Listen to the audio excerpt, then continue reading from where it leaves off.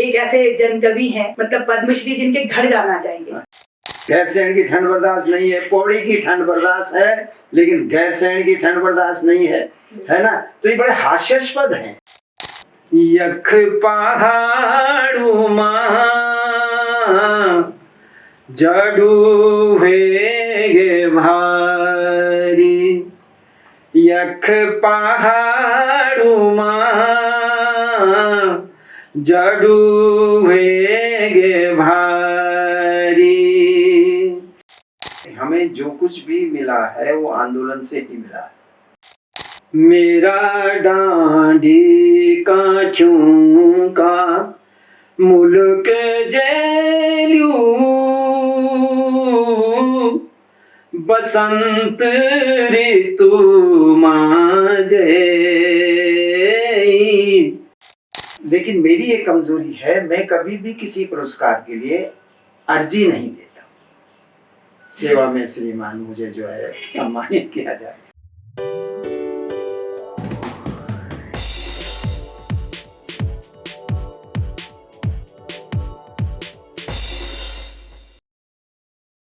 नमस्कार, प्रणाम, सेवा सौंधी आप सभी लोगों ते। और आज मेरू बहुत बड़ू सौभाग्य है कि मैं हमारा गण रत्न, हमारा आदरणीय नरेंद्र सिंह नेगी जी का सम्मुख बैठी छो।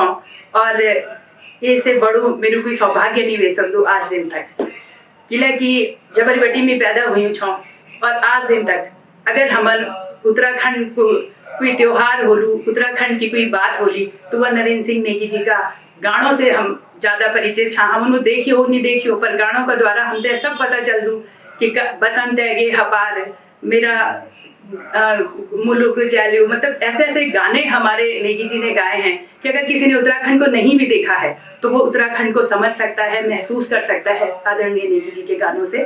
तो मेरा सौभाग्य है, मैं आज आपको अपने चैनल के माध्यम से नेगी जी से मिलवा रही हूँ। और मुझे ही नहीं, मुझे लगता है हम सभी का सौभाग्य है। तो आदरणीय नेगी जी, आपका बहुत बहुत स्वागत है हमारे चैनल। आपको भी बहुत बहुत नमस्कार, आपके श्रोताओं दर्शकों को भी बहुत बहुत नमस्कार, शुभकामनाएं।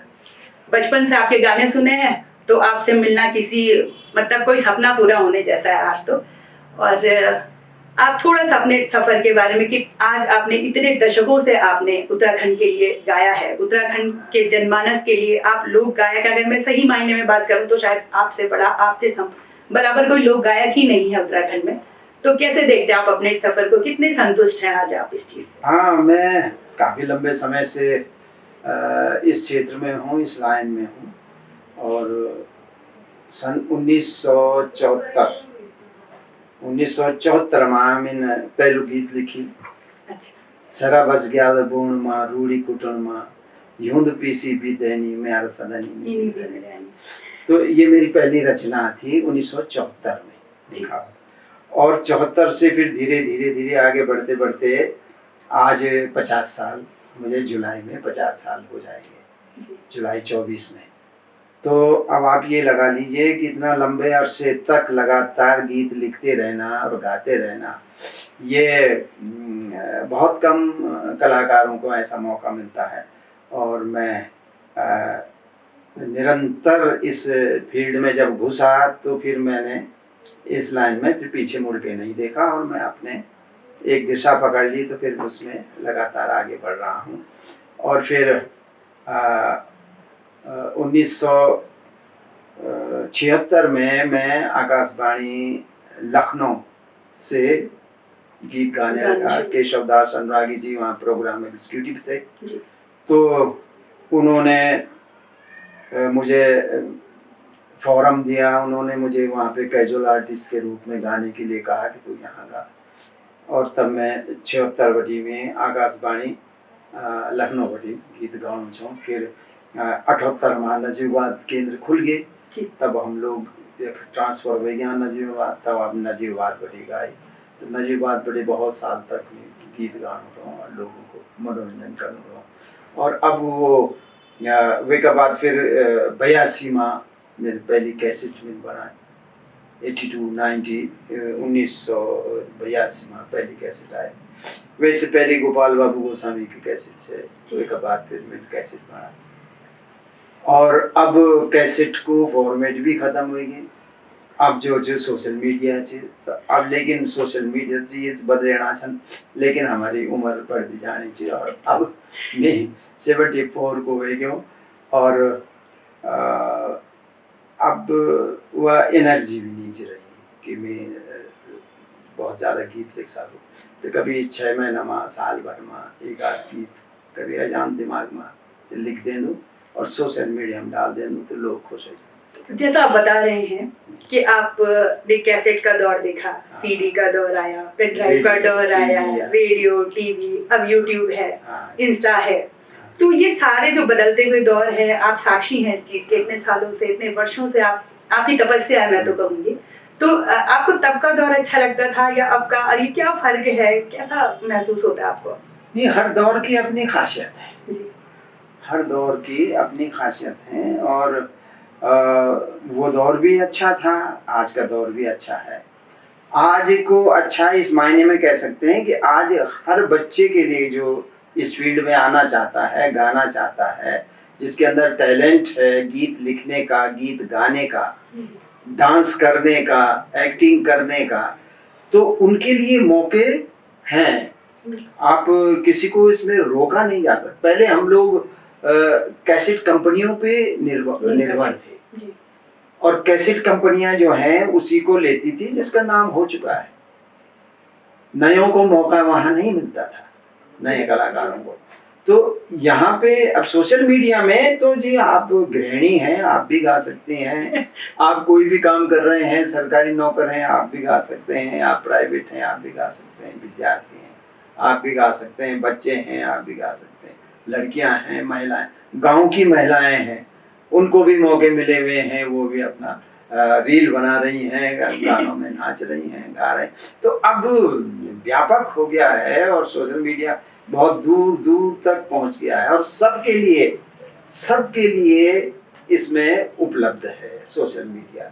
तो अब कलाकारों की संख्या भी उसी अनुपात में बढ़ गई, बहुत ज्यादा कलाकार हो गए और ये बहुत अच्छी बात है क्योंकि इन्हीं में से टैलेंट निकलेंगे, इन्हीं में से हीरे निकलेंगे और वो जो है इस हमारी जो लोक संस्कृति है, लोक गीत हो, लोक संगीत की, इसको आगे बढ़ाएंगे और एक दिन वो भी इस फील्ड में जो है अपना नाम कमाएंगे। आपके बाद जिन लोगों ने गाना गाया तो कई लोग हैं, कई हैं, मैं भी खुद हूँ कि हम कहेंगे हमारे प्रेरणा तो आप ही हैं।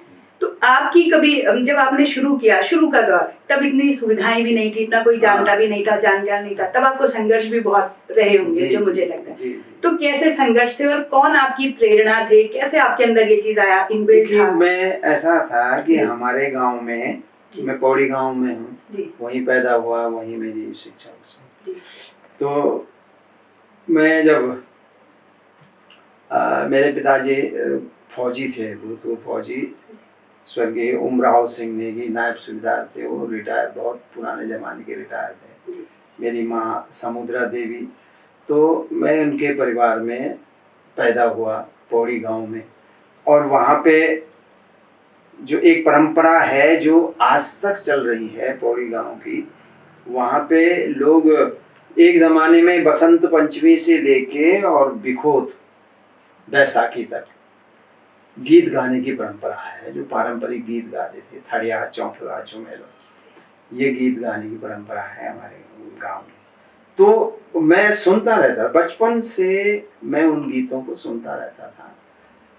अब धीरे धीरे वो कम हो गई, लेकिन आज भी बिखोत के दिन, बैसाखी के दिन, वो गांव की औरतें आती हैं और हर आंगन में गीत लगाती हैं। अच्छा। आज भी है वो परंपरा जिंदा है। तो वहाँ पे वो गीतों की धुनें, वो गीत, वो मेरे दिमाग में बचपन से बैठे हुए हैं। तो मैं तो यही कहूँगा कि वही महिलाएं, उनमें मेरी माँ बहनें भी थी शामिल, तो वही मेरे प्रेरणा के स्रोत हैं। फिर हमारे जो पारंपरिक लोग हैं, जैसे औजी हो गए, है ना, जागरी हो गए, ये आपके बेड़ा बेड़नी, बद्दी बदेड़ बोलते हैं जिनको, इनके गीत, तो हम उनको सुनते बड़े, हमारे लिए तो बड़ा कौतूहल से हम उसको देखते और सुनते थे। उसमें वो लोग, उनसे भी प्रेरणा मिलती थी, इनसे भी प्रेरणा मिलती थी। और फिर हमसे जो पुराने लोग थे, जैसे चंद्र सिंह राय जी के गाने आते थे रेडियो में, हम उनको सुनते थे। हिट बलदा सरासरी देते हलमा जाना, तब तक हमने गीत लिखने शुरू नहीं किए थे, तो हम लेकिन उनको सुनते थे। जीत सिंह नेगी के तू हलीबीरा उचिन सी डांडियों में घसियारी का भेसमा, तो ये थे। उधर कुमाऊं से मोहन उप्रेती, नईमा खान थे, इधर जीत सिंह नेगी जी बहुत लंबे समय से इसमें गा रहे थे। और भी बहुत सारे कलाकार जो हमसे पहले के कलाकार जिन्होंने जो है इस चीज़ में को रेडियो के माध्यम से आगे, तब तो वो भी नहीं था, उनके ज़माने में कैसेट का ज़माना नहीं था, वो रेडियो के माध्यम से गाते थे। तो इन लोगों को सुन के भी हम प्रेरित हुए कि यार हमें भी गाना चाहिए, हमको भी लोक संगीत की तरफ ध्यान देना चाहिए। और वैसे मैं पहले तबला बजाया करता था, लेकिन बाद में फिर मैं तबले से इसमें आ गया, लोक संगीत के क्षेत्र में आ गया। फिर मैंने किताबें बहुत पढ़ी, पुराने लोगों की लिखी हुई किताबें, उनके गीत, पर लोक संगीत पे जो भी मुझे मिला मैंने पढ़ा, और मैंने कहा अब इससे आगे बढ़ा जाए, और फिर मैं गीत लिखने मैंने शुरू किए। तो ये मेरा सफर उसमें रहा, और इसमें बहुत सी लोगों का हाथ है। मेरे परिवार ने मुझे हमेशा प्रोत्साहित किया, मेरे परिवार के लोग भी बहुत खुश होते थे जब मैं गीत गाता था, रेडियो में सुनता था।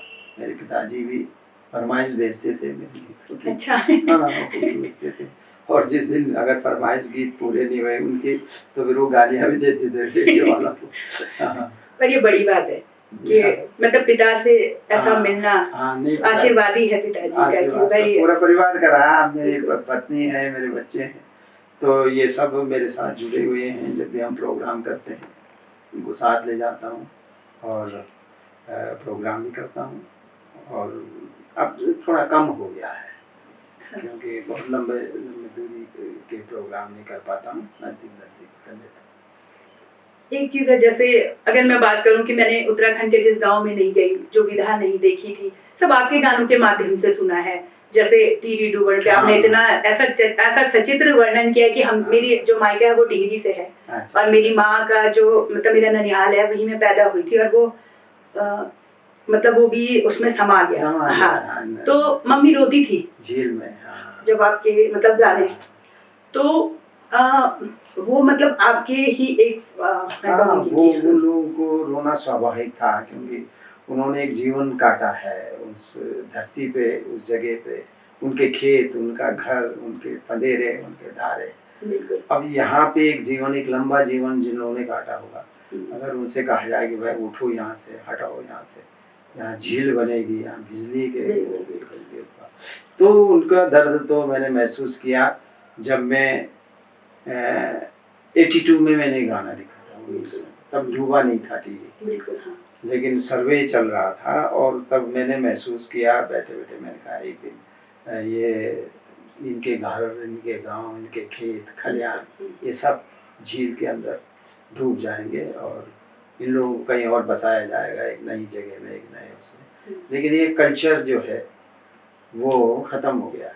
तो ये विडंबना है कि विकास के लिए इतना बड़ा बलिदान लोगों ने दिया, या लोगों से लिया गया बलिदान। तो उस पर मैंने फिर गाना भी लिखा, जैसा आप कह रहे हैं, सन 82 में लिखा। तो टिहरी के जो बुजुर्ग लोग थे वो बहुत रोते थे। मैंने टिहरी में बहुत प्रोग्राम किए। मैं 4 साल तक मैंने टिहरी में सर्विस की, मेरा ट्रांसफ़र जब वहाँ हुआ 82 से, और 4 साल तक 86-87 तक मैं टिहरी में रहा। जी। तो ये कैसे मतलब ऐसे कैसे किया आपने, क्योंकि वो डूबा तो बहुत बाद है, जब आपका गाना आया उसके बहुत बाद, और मुझे लगता है कि कोई टिहरी में रहने वाला मतलब वो भी इतने अच्छे से उसका चित्रण नहीं कर सकता था जैसे आपने किया। ये तो सर्वविदित है ना कि जब डैम बन रहा है और ये इलाके खाली किए जा रहे हैं, इनके सर्वे चल रहा है, आज सर्वे चल रहा है, अब कभी ना कभी इसको डूबना है, तो ये डूबेगा और यहाँ झील बनेगी, फिर वो पानी जो है वो टनल्स उसमें जाएगा। तो ये सब कुछ तो जो थोड़ी बहुत भी जानकारी रखता है, अब मैं विज्ञान का विद्यार्थी रहा हूँ तो मुझे वो प्रोसेस पता है ना। तो ये सब कुछ मुझे पता था कि एक दिन ऐसा आने वाला है। ये डैम तो रुकता नहीं है। सुंदरलाल बहुगुणा जी तो बहुत लंबे समय से करते रहे, लेकिन वो सफल नहीं हो पाए।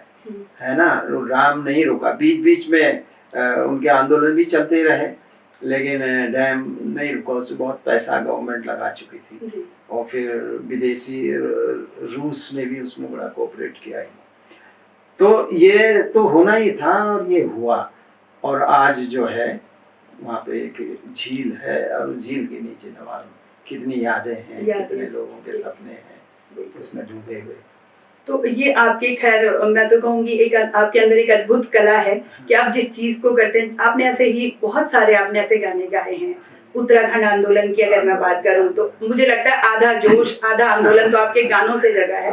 हम बहुत सुनते थे, स्कूल हमारी भी रैलियां चलती थी, हम भी उस समय तो हम खूब आपके गाने पूरा कैसेट बनाया था 8-9 गीत। बिल्कुल। और मुझे लगता है आज तक कभी कोई इस तरीके का कोई कर भी नहीं पाया, जो जहाँ तक मेरी याददाश्त है और मैं देखती हूँ। तो अब उत्तराखंड के आपके गाने तो वो भी एक ऐसा सजीव चित्रण था, ऐसा लगता है गाने सुने तो लगता है आज भी वही माहौल है, वही सब चल रहा है। लेकिन जिन चीज़ों को लेके हम उत्तराखंड में हमने ये सब किया, आपने जो अपनी कलम से आपने लेखनी का जो इतना सदुपयोग किया था, तो कहीं ना कहीं ऐसा लगता है कि वो बेमानी सी थी, आज वो सब चीज़ें नहीं हैं। तो आपको क्या लगता है कहाँ कमियां रह गई? देखो यहाँ तो हम पहाड़ के लोगों का तो ये ऐसी नियति हो गई है कि हमें जो कुछ भी मिला है वो आंदोलन से ही मिला है। बिल्कुल। चाहे वो यूनिवर्सिटी हो, बिल्कुल, बिना आंदोलन के किसी ने दी नहीं, आंदोलन करना पड़ा जबरदस्त। जी। चाहे राज्य हो, राज्य का आंदोलन तो सभी जानते हैं कितना भयंकर आंदोलन हुआ था, कितने लोग शहीद हुए इसमें। और ऐसे ही छोटी छोटी चीजों के लिए भी आंदोलन करना पड़ता है, तब जाके कहीं सरकार की आंखें खुलती हैं और सरकार कुछ कभी देती है कभी नहीं भी देती है। तो ये नियति है हम पहाड़ियों की कि हमें बिना आंदोलन के कुछ नहीं मिलता है। तो इसे यहाँ के लोगों को समझना चाहिए। आज भी रोजगार के मामले हैं, आज भी जल जमीन जंगल के मामले हैं जो अनसुलझे पड़े हैं। और सबसे बड़ा दुर्भाग्य की बात तो अभी मैंने देखा है कि हमारे पहाड़ के रहने वाले विधायक जो हैं वो गैरसैंण जाना नहीं चाहते, कहते वहाँ ठंडा है अभी। और पहाड़ी राज्य कहते हम पहाड़ी राज्य हैं और वहां जाने के लिए मीटिंग अटेंड करने के लिए कह रहे हैं जी वहां जाड़ा है, यहीं देहरादून में मीटिंग कर लो। और उसमें मसूरी के विधायक भी हैं। मसूरी की बराबर ठंड तो नहीं है, मसूरी की ठंड बर्दाश्त है, गैरसैंण की ठंड बर्दाश्त नहीं है, पौड़ी की ठंड बर्दाश्त है लेकिन गैरसैंण की ठंड बर्दाश्त नहीं है ना। तो ये बड़े हास्यास्पद हैं। इसमें मुझे बड़ी हंसी आती है कि हमने कैसे विधायकों को चुना है ना। और ऐसे ही 24 विधायकों की लिस्ट में अभी देख रहा था जिन्होंने कहा जी वहाँ ठंडा है, हम वहाँ नहीं जाएंगे यहाँ। और विधानसभा अध्यक्ष भी मान गई है, वो भी पहाड़ी है, फिर खंडोड़ी जी है ना। तो ये सब बड़ा हास्यास्पद हो रहा है। मुझे तो हंसने के अलावा और क्या मैं बोल सकता हूँ। नहीं, क्योंकि आपका बहुत लंबा अनुभव है जनमानस के साथ रहने का, आपका लोग के साथ का बड़ा अनुभव है। मुझे नहीं लगता आपका जितना लोग के प्रति जो आपका है, आपने जो रिसर्च किया, मैं तो रिसर्च ही कहूंगी इस चीज को, और जो आपने फिर उससे निकाला है, तो आपको क्या लगता है किस किस पहलू में कमी रह गई है? क्या चीजें हम करें कि उत्तराखंड को कहीं तो कमी नेताओं की सोच पे मुझे थोड़ा सा ये लगता है कि यार इन लोगों की क्या सोच है ना। 24 विधायकों 70 में से 24 विधायकों ने कह दिया कि वहाँ ठंडा है और बाकी के लोग मान गए कि वहाँ ठंडा है। अरे ठंड नहीं होगी पहाड़ में तो क्या होगा बताइए। तो मतलब मीटिंग की ही ना जाए, मीटिंगें रखी ना जाए वहाँ गैरसैंण में। और नाम मात्र का वहाँ ग्रीष्मकालीन राजधानी बना रखी है। तो काहे के लिए बनाई भाई ग्रीष्मकालीन, जब वहाँ लोगों ने जाना ही नहीं है तो ग्रीष्मकालीन राजधानी बना रखी है। मैं तो कह रहा हूँ कि मुख्यमंत्री पहुँच जाते वहाँ तो ये सारे पीछे पीछे आते बिल्कुल है ना। लेकिन कमियां सब जगह, मुख्यमंत्री जाते, विधानसभा अध्यक्ष चले जाता, क्यों नहीं जा गए ये लोग? शायद इनको भी ठंड लग रही होगी है ना। क्या कपड़े, बिना कपड़े के जाने के लिए कौन कह रहा भाई। आप इंग्लैंड जा सकते हैं है ना, ठंड में जो है स्विट्जरलैंड में जा सकते हैं, स्विट्जरलैंड का आनंद ले सकते हैं बर्फ में है, लेकिन गैरसैंण नहीं जा सकते। तो ये बड़ा हास्यास्पद है उत्तराखंड में इस किस्म की। जब मैं सुनता हूँ, देखता हूँ, पढ़ता हूँ अखबारों में तो मुझे बड़ी हंसी आती है कि हम कौन लोग हमारे प्रतिनिधि हैं, बने हुए हैं, कौन लोग हैं। हाँ, अभी 2 मुद्दे उठाए आंदोलनकारियों ने, भू कानून का मुद्दा था और एक जो था वो हमारा जो मूल निवास का था। 2 मुद्दे थे। इन मुद्दों पे हमारे कोई भी प्रतिनिधि कुछ बोलने को राजी नहीं। हाँ, ये थोड़ा सा इस उत्तराखंड में जहाँ तुम राज कर रहे हो, इन लोगों के भविष्य का, इनके बच्चों के भविष्य का, लेकिन आपके कान में जूं नहीं रेंग रही और हमारे प्रतिनिधि हैं। तो ये बड़ा हास्यास्पद बात है। इन मुद्दों पे ये खामोश हो जाते हैं नेता, है ना। तो अब ये किन मुद्दों पे ये जो है एक्टिव होंगे, ये तो मेरी समझ में नहीं आता। कौन से मुद्दे ऐसे होंगे जिनमें ये खुल के आएंगे और खुल के बोलेंगे कि नहीं ये होना चाहिए भाई, हमारे राज्य के लोगों के भविष्य की बात। तो खैर ये सब चलता है, मैं तो पिछले बड़े लंबे समय से देखता आ रहा हूँ और यही मुझे लगता है कि बिना आंदोलन के कुछ नहीं मिल रहा, आगे भी नहीं, पहले भी नहीं मिला, आगे भी नहीं मिलेगा। तो राजनीतिक परिदृश्य में आपको उत्तराखंड का भविष्य कैसा दिखता है? मैं भविष्य भी बता तो दिया है ना। मसूरी पौड़ी के विधायक कह रहे हैं कि वहाँ ठंडा है। अब बताइए, पौड़ी के बराबर मसूरी के बराबर ठंडा कहाँ है? लेकिन उनको नहीं जाना है, नहीं जाना है। और बाकी उनसे मंत्रियों को, मुख्यमंत्री जी को और आपके अध्यक्ष जी को भी ये बात माननी पड़ रही है कि हाँ भाई वास्तव में ठंडा है, देहरादून में रहेंगे, है ना। वहाँ क्या बिजली नहीं है, वहाँ क्या हीटर नहीं है, वहाँ क्या नहीं, वहाँ भी सब कुछ। और सरकार चाहे तो लेकिन जब नहीं जाना है तो बहाना है ना। एक चीज और है जो उत्तराखंड जो सबसे ज्यादा झेल रहा है वो है पलायन।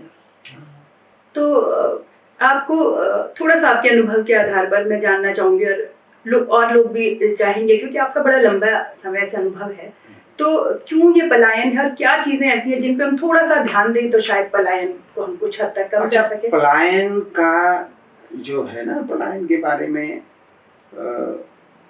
जो मैंने गीत बहुत लिखे हैं, बहुत पलायन पे ना बहुत गीत लिखे हैं, लेकिन कभी कभी मैं सोचता हूँ वो कुछ एक पक्षीय हो गए हैं।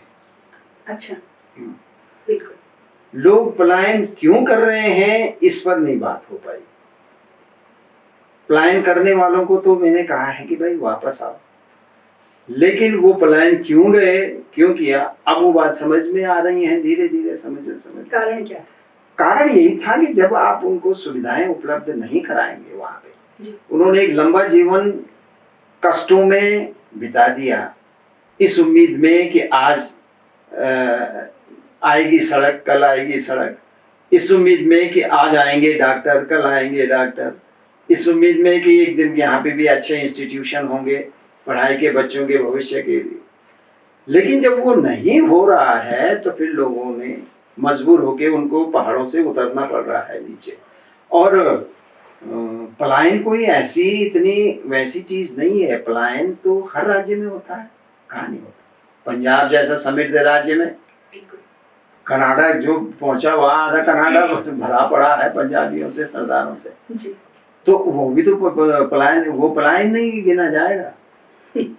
तो पलायन तो सब जगह। आदमी अपने विकास के लिए, अपनी सुविधा के लिए, तो आदमी को सुविधा, क्योंकि जीवन हजारों साल का नहीं होता है, जीवन बहुत छोटा वक्त है।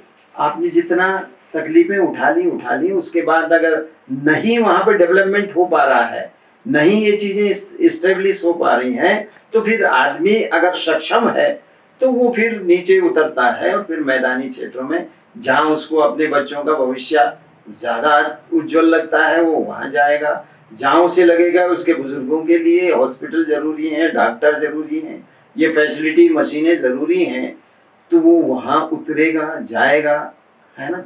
तो वो उसे रोकना, कौन रोक सकता है उसको? वो लोग जो ऑलरेडी मैदानी क्षेत्रों में, वो कैसे रोकेंगे? नेता लोग जो पहाड़ों में मीटिंग करने भी नहीं जा रहे हैं, वो रोक पाएंगे? उनको कैसे रोक पाएंगे? जिन्हें ठंड लगी। एक ही तरीका है रोकने का कि आप वहाँ इतना डेवलपमेंट कर दीजिए कि लोगों को लगे कि यार पहाड़ वहाँ क्यों जाना, यहाँ सारी फैसिलिटी। बिल्कुल सही है ना। कौन छोड़ना चाहता अपना घर? तो जैसा आप कह रहे हैं ना कि आपने एक पक्षीय लिखा है पलायन पर, हाँ, मुझे लगा कि आप मुझे ये दूसरा वाले पक्ष पर कुछ कब लिख रहे हैं? वक्त निकल गया बहुत। नहीं आपके मुझे हाँ, तो लगता है आपको लिखना चाहिए। ये मुद्दे मैंने उठाए हैं, कई जगह उठाए भी हैं मैंने। उठाने से नहीं होगा, आपकी तो वाणी, और आप जब नहीं, लिखेंगे तो वो एक आंदोलन हो जाएगा। वो भी लिखा है, कभी आएगा मूड तो वो भी लिखेंगे। और ये तो मैंने लिखा है कई जगह, कई बार। नहीं वो हाँ, लेकिन वो संदर्भ आज आपने पूछा है तो मुझे लगा कि लोगों की मजबूरी ही है ना। तो मैं भी किसी मजबूरी से ही आया हूँ, बिल्कुल, है ना। और आया हूँ तो ये नहीं कि मैं यहीं का होके रहे, मैं पौड़ी आता जाता रहता हूँ, अपने घर आता जाता रहता हूँ। मेरे आज गैस कनेक्शन पौड़ी का है, मेरे बैंक का पौड़ी में ही है, मेरा घर पौड़ी में ही है, जैसे हम जाते महीने में एक आध चक्कर मारते हैं। लेकिन मैं डॉक्टरों के नजदीक रहना चाहता हूँ, मुझे हार्ट की प्रॉब्लम है ना, और ऑपरेशन हुआ भी है। तो मेरे परिवार चाहता है कि हम डॉक्टर के नजदीक रहें। पौड़ी से यहाँ आते आते तो मुझे लगता नहीं कि आदमी यहाँ जिंदा पहुंचे, ये स्थितियां हैं।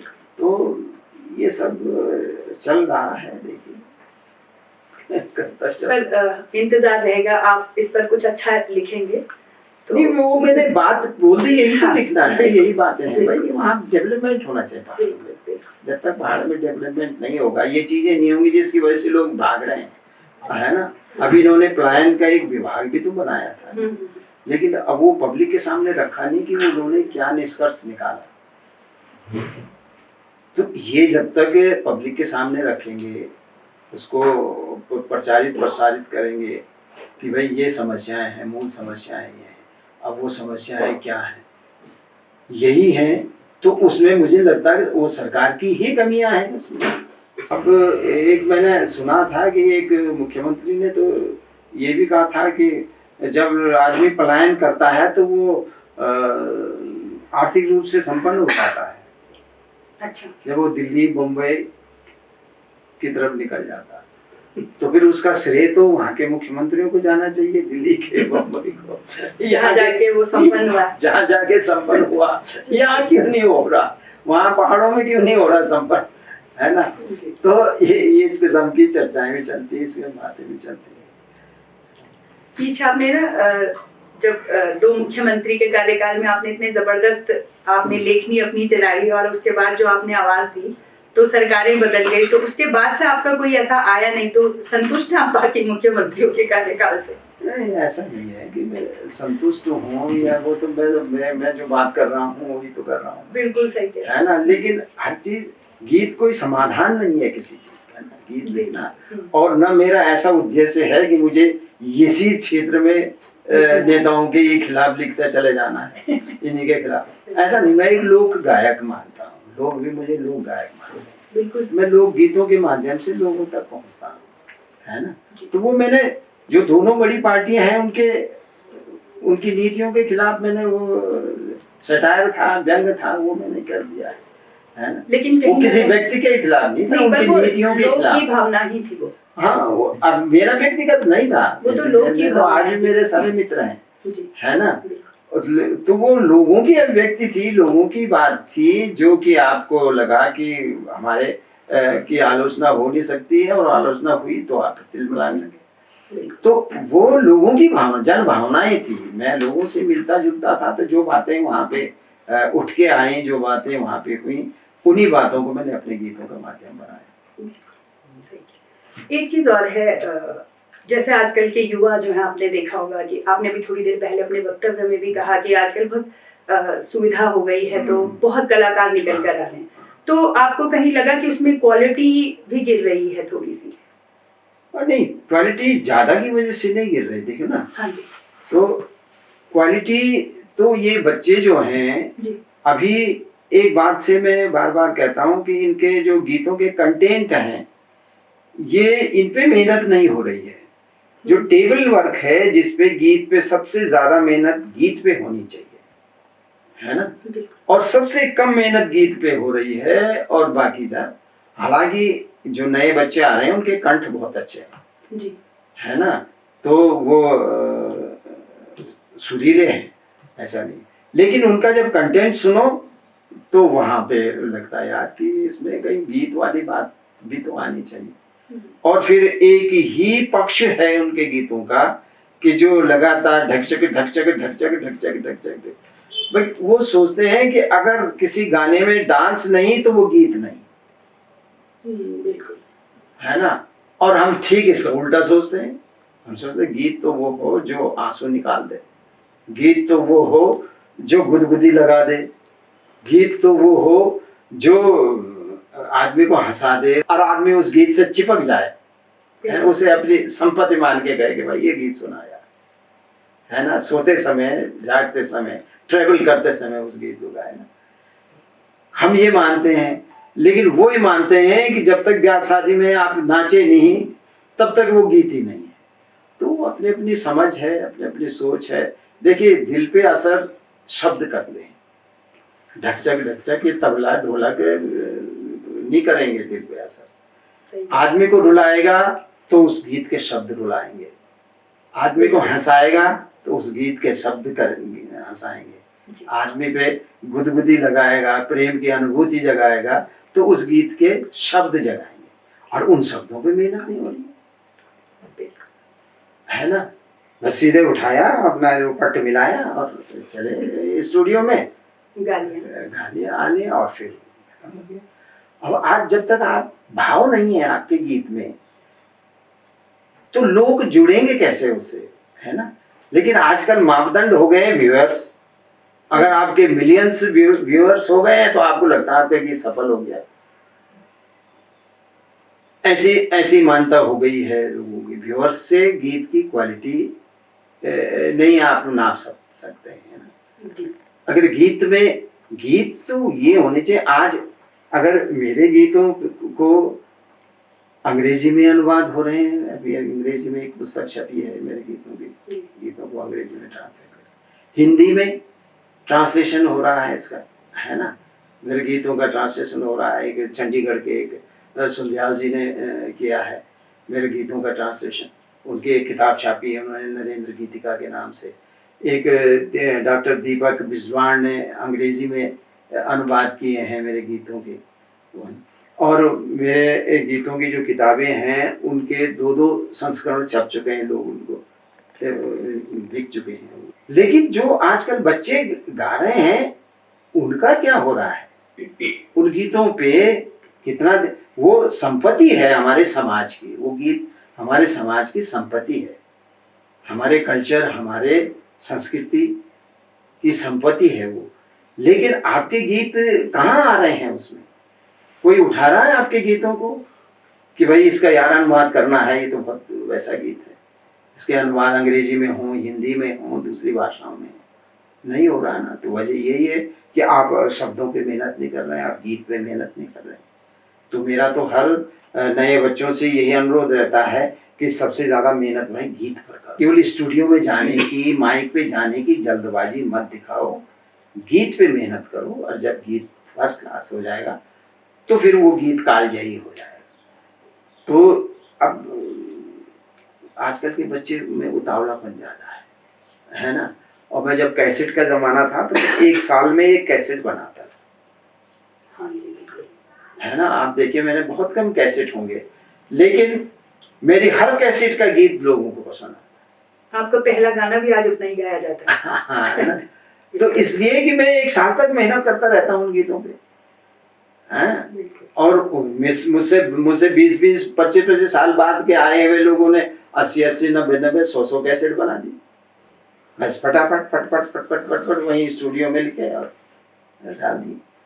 तो ये मैं बार बार यही अनुरोध करता हूँ नई पीढ़ी के बच्चों से कि आप अपना कंटेंट मजबूत रखिए और गीत को में पूरी मेहनत करिए। गीत मेहनत चाहता है, मेहनत मांगता है।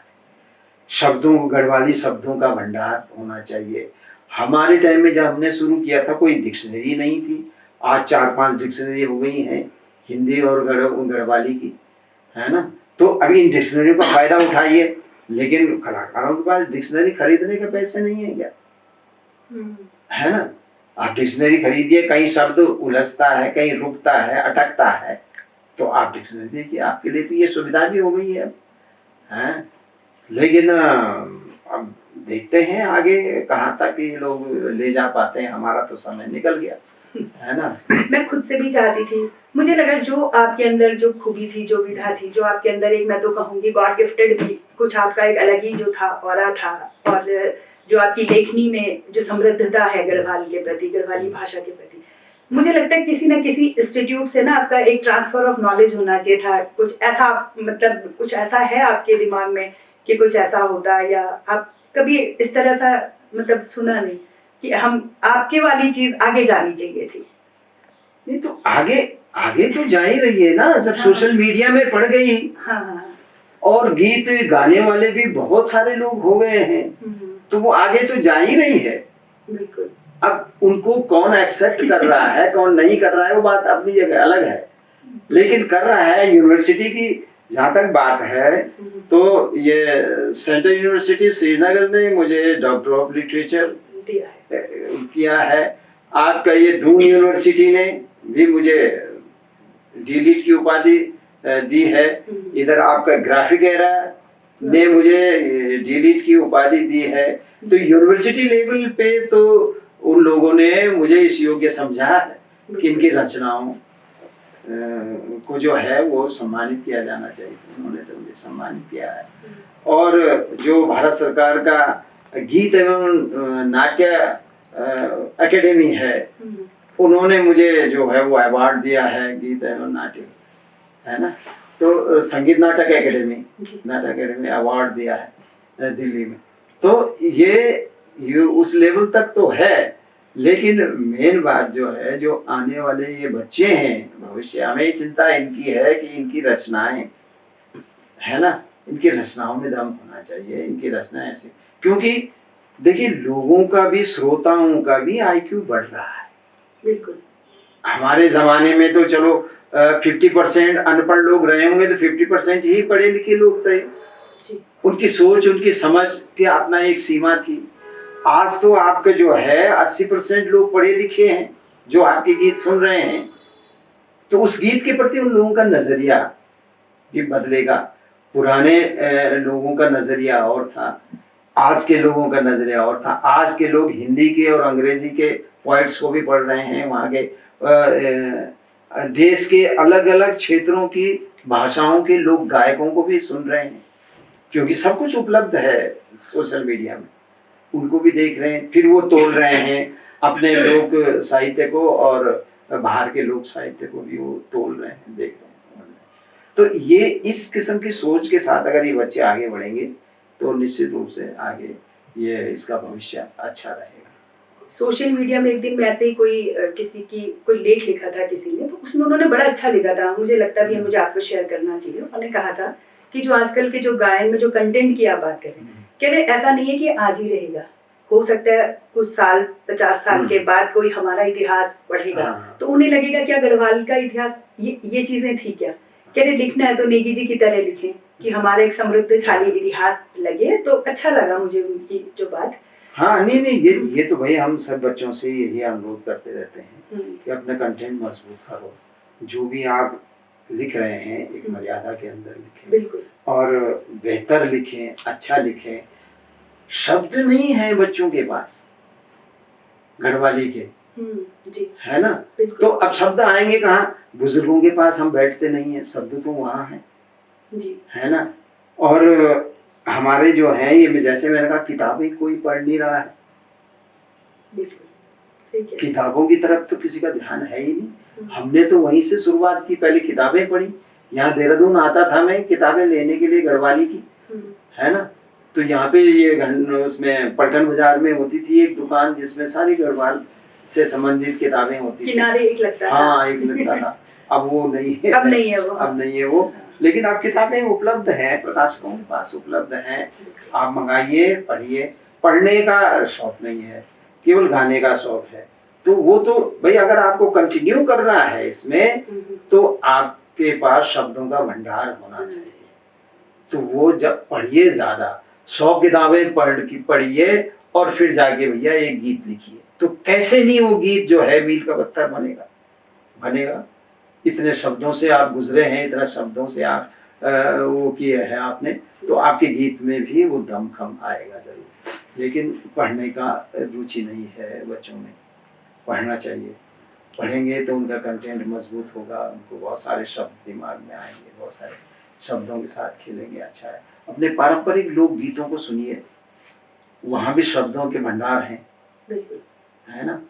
आप और किताबें सब उपलब्ध हैं, ऐसा नहीं है। आपके पास आते हैं कुछ नए बच्चे ऐसे, अगर किसी को कुछ लिखना होता है या कुछ, कभी ऐसा होता है कि आप? अभी मैं यहाँ पे बैठा हुआ हूँ, अभी तक तो एक आध बच्चा है जो अपने वो लेके आ जाता है, एक आध लड़का है, तो मैं उसको गाइड कर देता हूँ। हाँ, क्योंकि लेकिन जैसा कि होना चाहिए था, मेरा फायदा उठाना चाहिए था। कोई गीत लिख के लाए और मुझे दिखाए तो मैं मदद कर सकता हूँ, लेकिन ऐसा इसका उल्टा होता है।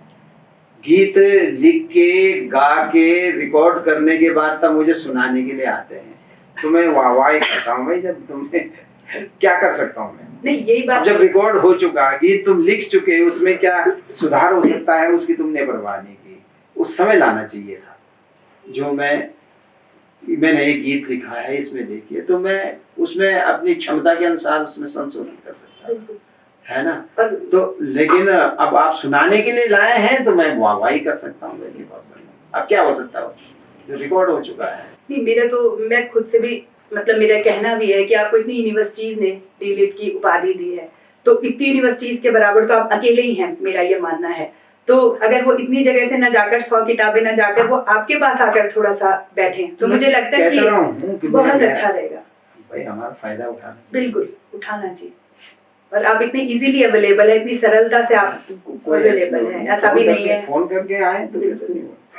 एक चीज मैं अभी पीछे ये था, वैकुंठ चतुर्दशी का कार्यक्रम हुआ था, और कुमार विश्वास जी आप जानते हैं, हमारे भारत के एक अच्छे कवि हैं, जाने माने।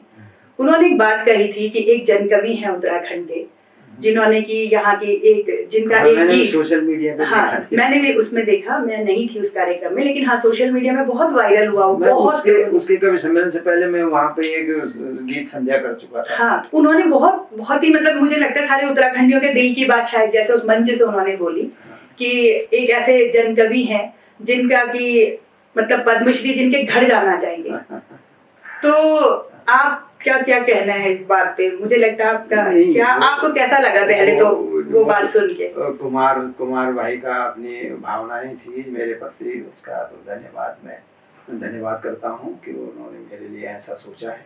लेकिन अब ये मुझसे पूछने की चीज नहीं है, ये उनसे पूछिए जो लोग इसके लिए जिम्मेदार हैं, उनको देखना चाहिए, उनको समझना चाहिए। लेकिन मेरी एक कमजोरी है, मैं कभी भी किसी पुरस्कार के लिए अर्जी नहीं देता। सेवा में श्रीमान मुझे जो है सम्मानित किया जाए, मुझे पुरस्कार दिए जाए, है ना, मैंने ये किया है, तो वो मैं अपनी इंसल्ट समझता हूँ। और मैं कह रहा हूँ हर कलाकार की वो बेइज्जती है। मांगना, सम्मान मांगना तो कलाकार की बेइज्जती है। आप अपने कला से अगर सम्मान अर्जित नहीं कर सके समाज का, और फिर मांग के आप सम्मान अर्जित कर रहे हैं, तो ये उसकी बेइज्जती है। तो मैं वो बेइज्जती बर्दाश्त नहीं कर सकता, इसलिए मैं अप्लाई नहीं करता हूँ, है ना। और मैंने ना कभी अप्लाई किया है। मुझे जो कुछ दिया है समाज ने दिया है, जो मान सम्मान समाज ने दिया है, मैं समाज का ऋणी हूँ, और इसीलिए इस उम्र में भी जैसे तैसे उनका मनोरंजन कर ही रहा हूँ, चाहे थोड़ा विलम्ब से कर पाता हूँ, जल्दी नहीं कर पाता हूँ, लेकिन जो समाज ने मुझे सम्मान दिया है उसको लौटाना है ही जीवन पर्यंत। तो मैं गीती है मेरे पास, मैं उन्हीं के माध्यम से उनको लौटाता हूँ कि भाई आपने नहीं, लेकिन वो बात मतलब जिसने भी शायद देखी हो, मुझे लगता ऐसा लगा कि उन्होंने सारे उत्तराखंड के वासियों के दिल की बात जैसे उत्तराखंड के लोगों के हाथ में जो था वो तो उन्होंने दिया है मुझे। देखिए देहरादून में ही अभी कितने साल हुए मुझे यहाँ आए हुए, है ना। तो ये दिया, और पौड़ी भरा पड़ा है मेरा वहाँ। तो मैंने कहा यार यहाँ सोने के लिए जगह नहीं है, इतना ये कहाँ रखूँ मैं इतनी चीजें, इतने साल पौड़ी में जो लोगों ने दिए हैं सम्मान है, तो वो तो बहुत ज्यादा है। तो बाकी तो मैं क्या कह सकता हूँ, ये सम्मान तो ऐसी चीज है ना, इनकी जो सिस्टम है वो सिस्टम जो है ना, वो सिस्टम अप्लाई का है, अप्लाई करो। तो जैसे मकान चाहिए आपको, मकान के लिए अप्लाई करिए तो प्रधानमंत्री आवास योजना के अंदर आपको मकान मिल जाएगा, है ना। पेंशन के लिए, वृद्धावस्था पेंशन, विधवा पेंशन के लिए अर्जी लिखिए तो आपको विधवा पेंशन मिल जाएगी। वैसे इन्होंने इसको भी बना दिया है कि आप अप्लाई करो और अपना आपने क्या क्या किया है वो जोड़ते चले जाओ, इसमें किया ना किया जैसा भी है, लेकिन इसको भर के आप भेज दीजिए, उसमें हो सकता है। लेकिन होना ये चाहिए कि जिस समाज के लिए आपको कोई व्यक्ति काम कर रहा है उस समाज से जाके पूछिए। होता ये है, ये डिस्ट्रिक्ट मजिस्ट्रेट की जिम्मेवारी डाल देते हैं। डिस्ट्रिक्ट मजिस्ट्रेट कहाँ गाँव में जाते तो मैंने नहीं देखा डिस्ट्रिक्ट मजिस्ट्रेट कि वहाँ ढूंढेगी कौन भाई इसमें है क्या है, वो भी किसी और से मांग लेता है, किसी पटवारी से, तहसीलदार से, किसी से भेजा। तो ये सिस्टम जब तक चलेगा ना तब तक जो लोग मेरे जैसे लोग तो कभी नहीं ले सकते। अच्छा, फिर दूसरी बात ये है कि सरकार तो ये भी जानती है कि भाई ये सरकारों के खिलाफ जो है उनकी नीतियों की आलोचना भी कर देता है कभी कभी, तो वो भी जो है ऐसे ऐसे आदमी को क्यों पुरस्कृत करेंगे, कहना भी नहीं चाहिए मेरे हिसाब से। नहीं, लेकिन ये तो जन भावनाएं हैं। जन भावनाएं कौन देखता है? जन भावनाएं कौन देखता है? क्योंकि अगर वो सरकार तो ये देखती है कि हमारे पक्ष के लोग कौन कौन है, उनको सम्मानित किया जाए। अभी आपने देखा नहीं ये तीलू रोतेली पुरस्कार, हाँ। बीजेपी की सरकार होती है तो बीजेपी के कार्यकर्ताओं को देते हैं, कांग्रेस की सरकार होती है तो कांग्रेस के कार्यकर्ताओं को, मतलब सम्मान के लायक वही है जो पार्टी का कार्यकर्ता। तो जब ऐसी नीतियां चलेंगी तो जो लोग, जो महिलाएं बेचारी गांव में बाप के साथ संघर्ष कर रही हैं, बिल्कुल, है ना, जो दारू की भट्टियां तोड़ रही हैं और उन पे मुकदमे चल रहे हैं, वो है तीलू रोतेली। तो ये बीजेपी के कार्यकर्ता है या कांग्रेस के कार्यकर्ता थोड़ी तीलू रोतेली है। तीलू रोतेली का सम्मान उनको मिलना चाहिए जो इन बुराइयों से लड़ रही हैं, संघर्ष कर रही हैं, अपने जंगल बचा रही हैं। तो ये नीतियां होनी चाहिए जो नजर नहीं आए। आपका इतना लंबा अनुभव रहा है, एक चीज मैं आपसे जानना चाहूंगी। आपका जो गायन वाला क्षेत्र है, जो आपकी लेखनी है, बड़ी समृद्ध है। आपने हर क्षेत्र को कवर किया है। आपने बसंत को, मौसम को, उत्तराखंड के मौसम, उत्तराखंड के जल, जंगल, जमीन, भावनाएं, विदेश में रहने वाला पति और पहाड़ों में रहे, तो कोई चीज शायद अभी भी कोई ऐसी इच्छा है जो आपकी लगता हो कि इसमें मुझे काम करना है, या कुछ ऐसे कुछ पॉइंट? नहीं, विषय की कमी नहीं है, विषय तो बहुत सारे हैं। अब देखिए, जैसे श्रृंगार के गीत मैंने बहुत लिखे हैं, लेकिन उनके एंगल अलग अलग हैं। श्रृंगार के भी अलग, एक ही एंगल नहीं मिलेगा आपको हर गीत में, हर गीत का एंगल आपको अलग अलग मिलेगा। कोई भी गीत हो, खुदेड़ गीत है, खुदेड़ गीत में भी आपको अलग अलग एंगल के कई गीत मिल जाएंगे। तो ये आपका विजन क्या है किसी गीत के बारे में, आप इस गीत को किस रूप में देखना चाहते हैं, किस रूप में लिखना चाहते हैं, इससे पहले आप किस एंगल से गीत लिख चुके हैं, इसके बाद के किस एंगल का गीत लिखेंगे, आप उसको किस एंगल से देखेंगे, किस कोण से देखेंगे, तो आपको फिर उसमें विविधता नजर आएगी हर गीत में। चाहे वो प्रेम गीत ही है, प्रेम गीत में भी आपके अलग अलग एंगल होने चाहिए। अगर आप मेरे प्रेम गीतों को सुनेंगे तो उसमें भी आपको बिल्कुल डिफरेंट वो मिलेगा, और वो करना जरूरी है, तभी लोगों को उसमें नयापन लगेगा। नहीं तो लगेगा ये तो वही गीत हो गया, ये तो वही गीत है, जैसे आजकल बहुत सारे लड़के कर रहे हैं, जो गीत लोगों ने सुन रखे हैं, घर में गुनगुनाते हैं, वो उसको कुछ और ही ढंग से गा देते हैं उसी गीत को। काफी तो आप ही के रिमेक, मतलब तो हाँ, मैं वही कह रहा हूँ कि चलो आपने एक शुरुआत कर दी, लेकिन उसको उसके बाद छोड़ो, कुछ नया करो। कॉन्फिडेंस की कमी है कि नया लिखेंगे तो लोग सुनेंगे, नहीं सुनेंगे, एक बार नहीं सुनेंगे, 2 बार नहीं सुनेंगे, 3 बार। आप लगातार रहो ना, इसमें कोई रातों रात तो कोई कलाकार नहीं बनता। आप लगातार जो है उसमें सोशल मीडिया में डालते रहिए, लोगों के बीच में जाते रहिए, धीरे धीरे लोगों को उस आवाज की आदत पड़ जाती है। तो ये बच्चों को ये बात समझनी चाहिए कि अब कुछ नई चीजें लाएं, नयापन लाएं, उनमें नए गीत बनाएं, नए विषय हैं उन पे लिखें। केवल एक लड़की लड़की लड़का लड़की लड़का इसी को छोड़िए, आप कुछ नयापन लाइए, कुछ दूसरे लोगों पे भी गीत लिखिए, है ना। जीवन केवल ये 15-25 ही नहीं है ना, उससे पहले भी तो जीवन है। एक किशोर की भावनाएं भी तो डाल सकते हैं आप, एक बच्चे की भावनाएं डाल सकते हैं, वे भी गीत बन सकते हैं। एक प्रौढ़ बन सकता के जीवन में बन सकते हैं, एक विधवा के जीवन पे भी बनाया जा सकता है, एक गीत बुजुर्ग पे भी बनाया जा सकता है। मैंने तो बूढ़ों, जब मैं जवान था मैंने बूढ़ों पे गीत लिखे हैं तो भाई वो भी तो जीवन है, उसको आप केवल, लेकिन उन्होंने गीत का विषय जो है 15 और 25 तक सीमित कर दिया, बस इसी में गीत होंगे जी। और बाकी जो इतना लंबा जीवन है इसमें इस पे कोई थोड़ा सा अगर आपने इतने गीत लिखे और हर गीत आपका पसंद है, आपका कोई ऐसा गीत है जो आपको पसंद है और उसकी 2 पंक्तियां अगर आपको मिला दे? अगर मैं पसंद नहीं करता तो मैं गाता क्यों? नहीं, कोई एक कुछ होता है। मैं तो गीत को तभी करता हूँ जब मुझे वो गीत इस लायक बन जाता है कि मैं इसे स्टूडियो में लाके रिकॉर्ड कर सकूं। कोई 2 पंक्तियां जो आपको पसंद हो और आप गाना चाहें, मतलब तो आप 2 पंक्तियां ना गाएं तो अधूरा लगेगा मुझे। हाँ, तो मैंने अभी एक गाना डाला है उसमें जी, भावर निजौला, आपने देखा नहीं होगा। नहीं, मैंने देखा, मैं भाबर से ही हूँ मैं तो बड़ा सहमत थी उसकी मैं भाबर से। वो गीत है उन जो हमारे दादा परदादा झड़दादा के जमाने का जो गढ़वाल था जी, जहाँ बहुत सारी दिक्कत आज के एंगल से देखते हैं तो उन्हें बहुत, लेकिन उसकी खास बात ये थी उस समय की, जो पलायन की बात आपने की ना जी, महिलाएं घर छोड़ने को राजी नहीं थी। उनके फल फ्रूट के पेड़ जो उन्होंने लगा रखे है ना, उनके साग सगोरे, उनसे इतना मोह उनका हो जाता है कि आप लाख कोशिश करिए वो मैदान में जाने को राजी नहीं होती थी। मेरे परिवार में भी ऐसे लोग थे, ऐसे हमारी दादी थी और ऐसे बूढ़ी दादी ये लोग थे। इनको बहुत कोशिश की गई पहाड़ से बाहर ले जाने के लिए, टेम्परेरी को, लेकिन वो नहीं गई। उन्होंने कहा ना, मेरा तो ये हो जाएगा मेरा। आज भी बहुत सारी माएँ हैं वहाँ पर, दादियाँ हैं, बूढ़ी हैं, चाची हैं, जो उन्होंने अपना एक संसार बना रखा है वहाँ पर, उसे छोड़ के नहीं जाना चाहती।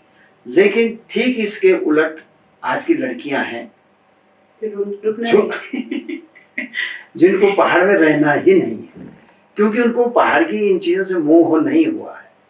लेकिन उन लोगों को मोह होता है ना, वो पहाड़ छोड़ के नहीं जाते। तो उस जमाने के उन पे मैंने एक गीत लिखा था, उसमें मेरी बहू ने काम किया है। हाँ, मैंने देखा उनका काम, बहुत अच्छा था। हाँ, तो उस पर था वो गीत, पता नहीं मुझे याद है नहीं। यख पहाड़ू माँ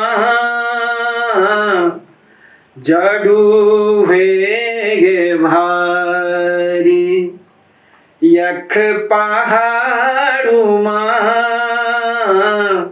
जड़ू है भारी, मैं न चारे के भगी 4-6 महीना भगी, भाबर जयोला भाबर जयोला, तुम्हारी माया यूंद क्या उम्र भी, यखी कटी जाली सुआ, यखी रे झूला सुआ, भाबर निजोला भाबर निजोला, यख पहाड़ू। आपकी आवाज में जो एक, मतलब मैं शायद शब्दों में बयां भी नहीं कर सकती, जो मिठास है, जो खिंचाव है, आज तक किसी की इतनी हमने सुने हैं, बट वो बात नहीं है। और जो शब्दों का गढ़वाली जो शब्द है आपकी, जो समृद्ध है आपके, और एक जो मुझे गाना बहुत ही पसंद है उत्तराखंड से लेके, जिसमें आपने बहुत पहले का गाना है और बहुत सुनते भी हम लोग, वैसे तो सभी सुनते हैं, बसंत ऋतु आ जाइए। अगर हाँ। थोड़ा सा मतलब वो मेरा फेवरेट गाना है, मुझे बहुत पसंद है। पहाड़ों में जो बसंत की रौनक होती उस पर था ये कि मेरा डांडी काठियों का मुल्क जेलू बसंत ऋतु माजे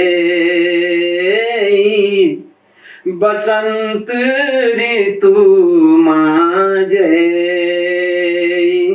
मेरा डांडी काठियों का मुल्क जेलू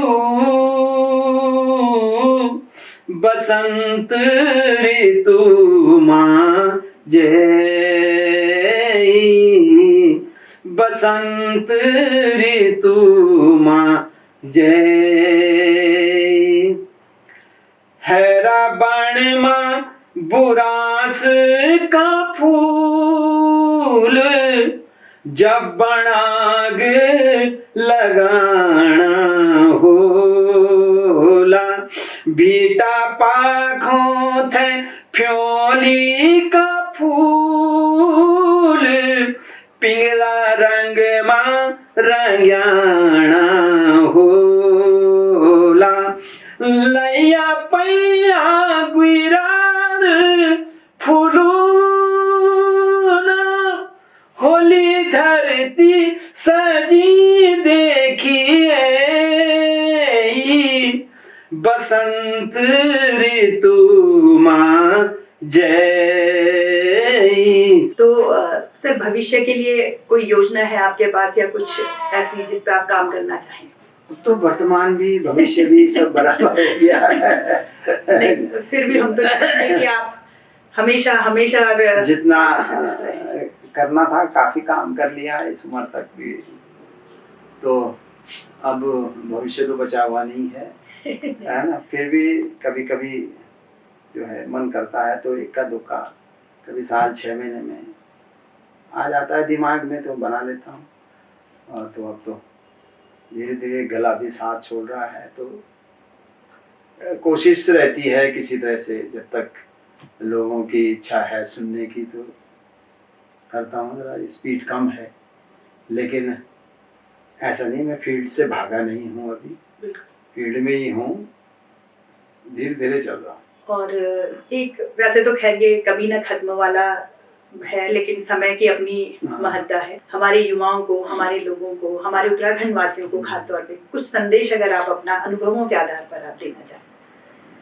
संदेश उपदेश तो हम लोग अपने माँ बाप का नहीं मान रहे हैं, मेरा क्या सुनेंगे, है ना। लेकिन मैं कलाकार, क्योंकि मैं चाहता हूँ कि ये जो गीत संगीत के जो कल्चर है हमारा, ये आगे बढ़े। और ये आगे तभी बढ़ेगा जब युवाओं के कंधे पे इसकी जिम्मेदारी पड़ेगी। और वो क्योंकि हर फील्ड में कोई भी चीज़ आगे तभी बढ़ सकती है जब युवा उसे अपनाए।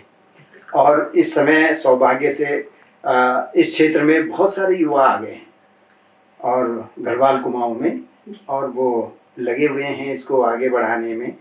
और बाकी जो थोड़ी बहुत कमियां हमें नज़र आती हैं, तो वो कंटेंट वाली बात जो हम बोल रहे हैं बार बार, मैं उनसे यही अनुरोध करूँगा कि एक तो गढ़वाली शब्दों का, गढ़वाली कुमाऊनी हो, उन शब्दों को का संग्रह होना चाहिए। और कोई भी लेखक हो, कवि हो, उसके दिमाग में एक डिक्शनरी होनी चाहिए अपने लोक भाषा के शब्दों की। तो वो लेके, और वो आपको आज सौभाग्य से, बच्चों के सौभाग्य से यहाँ पे 2-3 डिक्शनरियाँ बन चुकी हैं गढ़वाली, उसकी हिंदी गढ़वाली। तो आप उनकी मदद लेके शब्दों से आप बैठ जाइए, एक बार डिक्शनरी लेके उनके शब्दों को ढूंढिए। बहुत सारे शब्दों, वहीं पे आपको गीतों के भी विषय मिल जाते हैं शब्दों से। एक शब्द से गीत बन सकता है ना। तो वो अगर ये लोग करें गांव में जाएं, गांव के टच में रहें, गांव में जाते रहें, बुजुर्गों से बात करते रहें। तो यही है, वहीं से विषय भी मिलते हैं, वहीं से उनको शब्द भी मिलते हैं गढ़वाली के, वहीं से मिलेंगे। तो उन शब्दों से गुंथा हुआ जब कोई गीत वो प्रस्तुत करेंगे तो निश्चित रूप से लोगों का उस पर ध्यान आकर्षित होगा और ये नए बच्चे भी कोई ऐसे कालजयी रचनाएं दे पाएंगे और लोगों का सम्मान अर्जित करेंगे। मुझे तो लोगों ने जो भी मान सम्मान दिया है इसी वजह से दिया है कि वो शब्द उनके दिल में बैठे हैं और मैंने प्रयास भी किया कि ऐसे शब्द हों, ऐसी रचनाएं हों जो लोगों को दिल तक झकझोर दे। तो वो प्रयास मैंने किया, वही मैं नई पीढ़ी के बच्चों को बताता हूँ कि अपने कंटेंट को ठीक रखें, अपने शब्दों को बिल्कुल उसमें रखें। एकदम से वो गढ़वाली शब्द में मिला तो हिंदी का शब्द डाल देते हैं। आप ढूंढिए, लोगों से पूछिए, बुजुर्ग लोगों से पूछिए तो सही शब्द मिलेगा। तो हमारी लोक भाषा का साहित्य भी समृद्ध होगा। आप दो काम एक साथ करेंगे कि हमारा साहित्य जो है वो भी समृद्ध होगा कि लोक भाषा का साहित्य में भी आप सेवा कर रहे हैं और गीत तो आप गा ही रहे हैं। तो यही संदेश मेरा नए बच्चों के लिए है। बाकी अच्छा है भविष्य लोक संगीत का और लोक भाषा के गीत संगीत का भविष्य भी मुझे अच्छा लग रहा है। मैं जो सोशल मीडिया में कभी देख लेता हूँ तो मुझे लगता है बहुत सारे बच्चे अब आगे आ गए। तो नेगी जी मतलब मैं तो गुरु जी हैं आप तो हमारे लिए, और आपका जो आशीर्वाद आज मिला है उसके लिए तो मैं आपकी तहे दिल से आपको धन्यवाद, तो खैर बहुत छोटा शब्द है, आपका आशीर्वाद ऐसा ही हम पे बना रहे। आप भी बड़ा काम कर रही हैं। जो लोग काम कर रहे हैं फील्ड में, अलग अलग फील्ड में, अलग अलग उसमें, उनको आप लाइमलाइट में ला रहे हैं, लोगों का, समाज का ध्यान उनकी तरफ आकर्षित कर रही हैं और फिर वो अपने काम करने में उनको सहूलियतें होगी, लोग जुड़ेंगे उनसे भी, उनके जो सामाजिक कार्य हैं उससे जुड़ेंगे। और तो ये भी बहुत अच्छा काम है, बहुत बेहतरीन काम है। तो आप भी समाज के लिए बहुत कुछ कर रही हैं, इसके लिए आपको भी बहुत बहुत बधाई। बहुत धन्यवाद आपको, और ये आपका आशीर्वाद हमेशा हम पे बना रहे, हम तो ऐसा ही चाहेंगे। और कभी आगे भी आपसे ऐसी मुलाकातें होती रहे। मेरी ईश्वर से प्रार्थना है कि आपको दिन दूनी रात चौगुनी और आपको स्वस्थ स्वास्थ्य के साथ समृद्ध, आपको उम्र भी अच्छी दे, लंबी दे, खूब दे और आप स्वस्थ रहे।